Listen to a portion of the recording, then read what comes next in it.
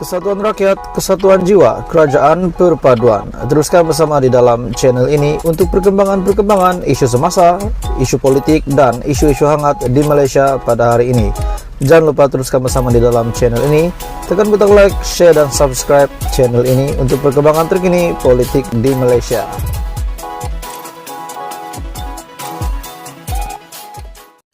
Hai semua, salam sejahtera. Selamat datang ke channel Fels Lifestyle. Terima kasih masih setia bersama di dalam channel ini. Oke tuan-tuan dan bapak semua, jangan lupa tekan butang subscribe. Dan saya mengucapkan ribuan terima kasih kepada kamu semua yang sentiasa menyokong channel ini sehingga hampir mencapai 100.000 subscriber.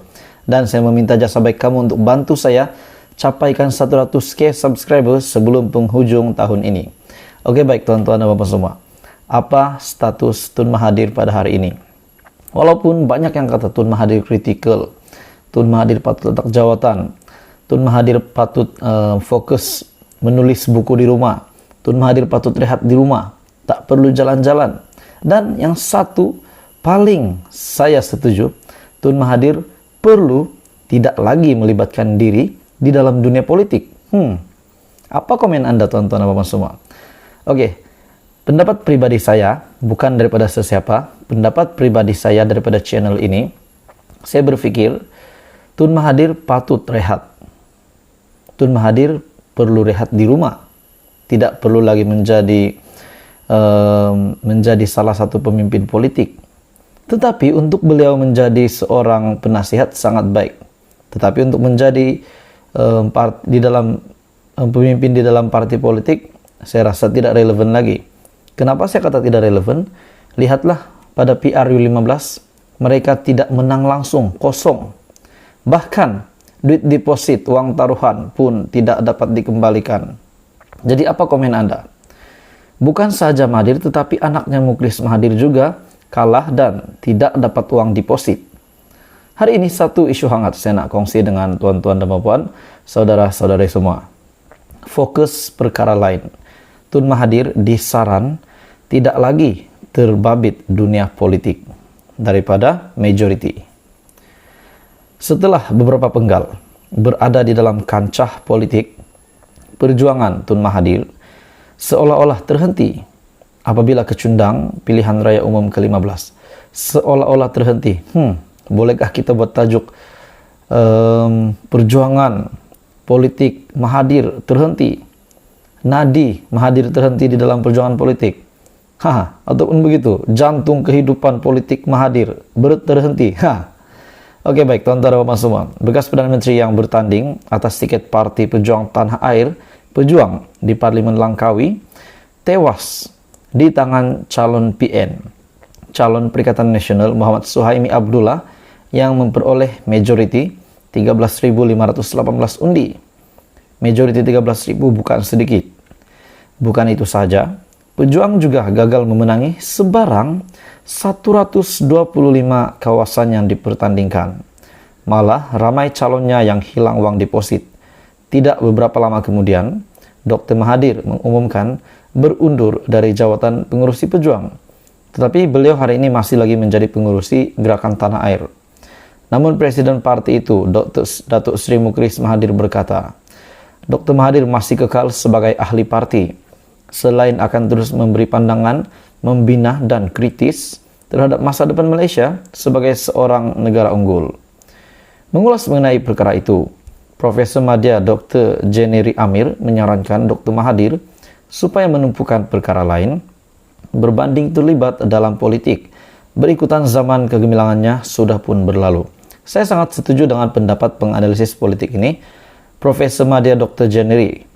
Apatah lagi penganalisis politik itu berkata, kekalahannya pada PRU15 membuktikan bahwa beliau bukan saja tidak diterima di peringkat akar umbi, malah juga tidak diterima di seluruh negara.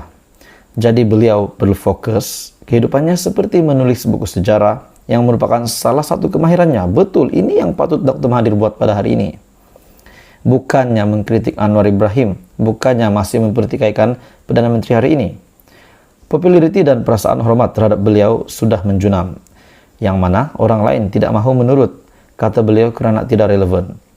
Lantaran itu Dr. Mahathir dicadangkan untuk tidak perlu sibuk mengkritik pemimpin lain, termasuklah membuat dakwaan bahwa Datuk Seri Anwar Ibrahim tidak layak memegang jawatan sebagai Perdana Menteri. Selain itu, penganalisis politik tersebut, Jennery Amir, menyarankan bahwa Dr. Mahathir perlu menyerahkan tugas pengerusi pejuang kepada individu yang lebih berkelayakan. Namun begitu, beliau turut berpendapat, pejuang atau GTA masih tidak diterima rakyat meskipun jawatan pengerusi sudah bertukar tangan. Jadi apa komen Anda berita hari ini? Saya sangat setuju dengan pendapat penganalisis politik ini, di mana fokus perkara lain adalah yang patut dibuat oleh Mahathir, menulis buku sejarah, rehat di rumah, dan Tun M akhirnya disarat untuk tidak lagi terbabit dunia politik. Satu insiden mengejutkan saya nak kongsi dengan tuan-tuan dan puan semua. Tapi sebelum saya mulakan, selamat datang ke channel Fels Lifestyle. Terima kasih sentiasa setia bersama di dalam channel ini. Jangan lupa tekan butang subscribe, like, dan share video ini supaya seluruh Malaysia tahu tentang apa yang terjadi hari ini di Malaysia. Oke, baik tuan-tuan dan puan semua, isu hangat yang saya nak kongsi dengan kamu. Setelah kita menyadari kehebatan Datuk Seri Anwar Ibrahim sebagai Perdana Menteri ke-10. Setelah kita sedar bahawa Datuk Seri Anwar Ibrahim memang terbaik, banyak yang mula menyokong Anwar Ibrahim. Setelah Anwar Ibrahim mengangkat sumpah, media penuh dengan pujian kepada Perdana Menteri Anwar Ibrahim. Ada yang kata, selama ini tak menyokong Anwar Ibrahim, tapi setelah beliau menjadi Perdana Menteri, mereka menyokong Datuk Seri Anwar Ibrahim. Anda boleh lihat di Twitter Anwar Ibrahim, di Facebook Anwar Ibrahim, banyak komen positif untuk Datuk Seri Anwar Ibrahim. Hari ini, satu insiden mengejutkan.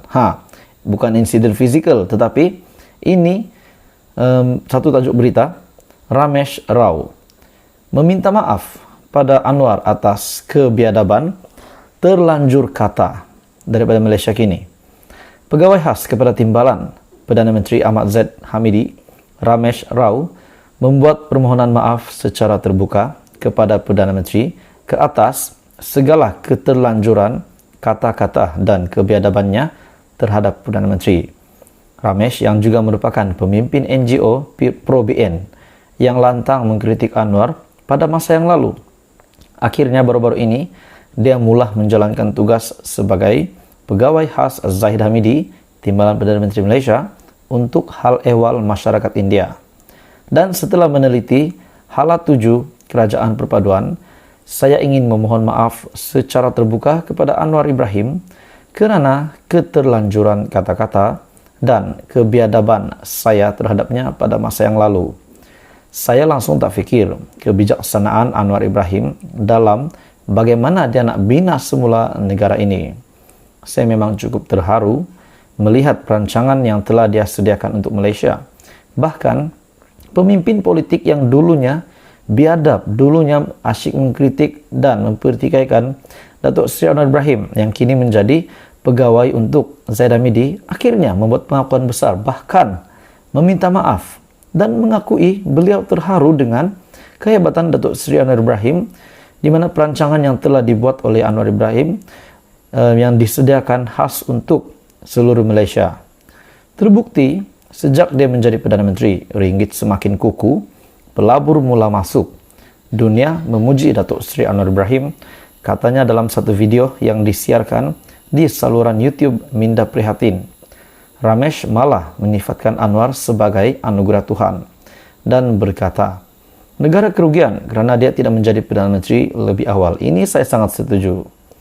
Dia turut menggesah rakan-rakannya yang lain yang sebelum ini menentang Anwar Ibrahim agar mengubah pendirian mereka, serta menyalahkan Dr. Mahathir Mohamad atas kebencian mereka terhadap Anwar dan DAP.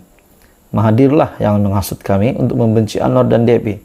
Dan pada akhirnya UMNO dan DAP pada hari ini semakin dilihat semakin mesra.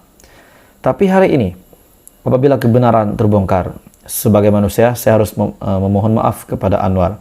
I'm sorry, sir, katanya lagi. Ramesh yang mula mendapat perhatian ketika pentadbiran Najib Razak sebagai pemimpin NGO Pertubuhan Minda dan Sosial Prihatin PMSP yang sering membuat laporan polis terhadap pengkritik kerajaan. Dia juga terlibat mendakwa Anwar melakukan liwat pada 2020.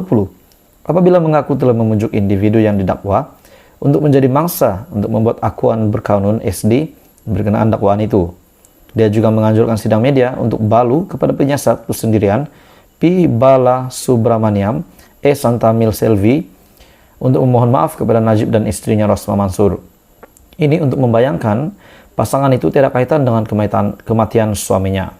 Jadi tuan-tuan dan puan semua, akhirnya Ramesh Rao meminta maaf pada Anwar atas kebiadaban telanjur katanya pada sebelum ini, dan akhirnya telah menaruhkan sepenuh sokongannya kepada Datuk Seri Anwar Ibrahim. Jadi ini memang terbukti bahwa Perdana Menteri Malaysia terbaik pada hari ini. Perancangannya untuk Malaysia sangat baik, sehingga kan Ramesh Rao hari ini yang dulunya membenci Anwar dan hari ini telah meminta maaf, bahkan telah menyatakan sokongan membawa rakan seperjuangan yang lain untuk menyokong Anwar Ibrahim. Jadi apa komen Anda berita hari ini? Ramesh Rao meminta maaf pada Anwar atas kebiadaban telanjur, kata pegawai khas kepada Timbalan Perdana Menteri Ahmad Zahid Hamidi.